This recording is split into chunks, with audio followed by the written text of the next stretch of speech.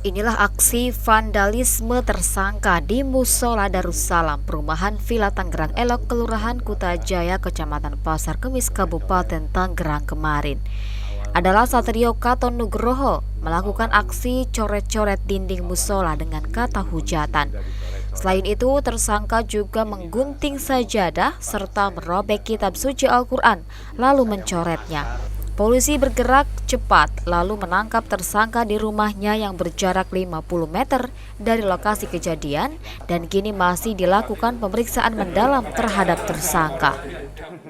Ini guntingnya masih kita cari ini kan. Rekan-rekan DKM itu menemukan adanya beberapa tulisan bercat hitam diduga menggunakan pilok. Kemudian ada beberapa properti atau barang-barang yang ada di musola itu rusak akibat digunting dan juga akibat dirobek.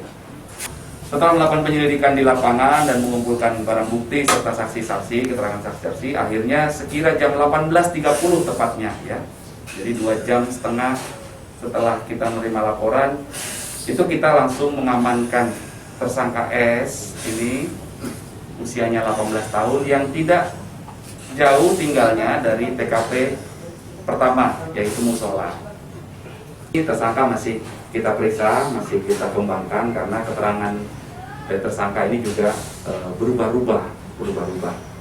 Sampai dengan saat ini, faktanya tersangka melakukan ini sendiri tanpa ada suruhan dari siapapun, ya. Fakta sampai dengan saat ini, ya, nanti itu akan kita dalami lagi dan kita kembangkan lagi.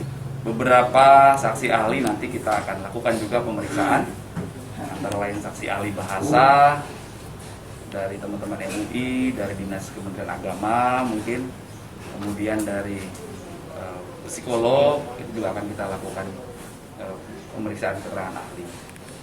Alasan pelaku melakukan hal ini adalah pelaku meyakini apa yang dia lakukan kemarin itu diyakini sebagai suatu hal yang benar berdasarkan pemahamannya. Dia memang menguasai sebuah alat yaitu handphone, gadget yang dia pakai. Kita akan masih mendalami dan menelusuri situs-situs, kemudian konten-konten apa yang dia pelajari. Sementara itu, Bupati Tangerang, Zaki Iskandar mengecam tindakan vandalisme tersangka terhadap musola.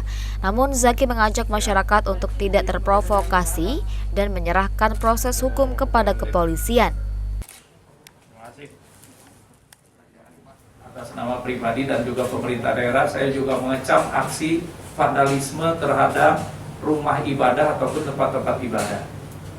Dan ini tidak perlu dicontoh, hanya yang perlu kita jelaskan bahwa informasi ini adalah pelakunya satu orang dan memang sudah diamankan.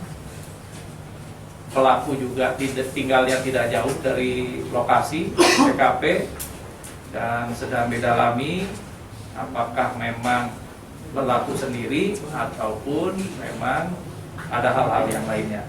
Jadi agar tidak berkembang kemana-mana, ya, informasi ini perlu dijelaskan kepada masyarakat.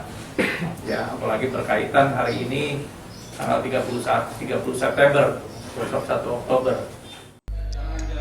Pemeriksaan intensif masih terus dilakukan kepada tersangka, termasuk penelusuran ajaran-ajaran yang diterima melalui telepon genggam tersangka. Atas perbuatannya, tersangka dijerat pasal 156 KUHP tentang penistaan agama dengan ancaman hukuman di atas 5 tahun penjara. Tim Liputan Sultan TV dari Kabupaten Tangerang memberitakan.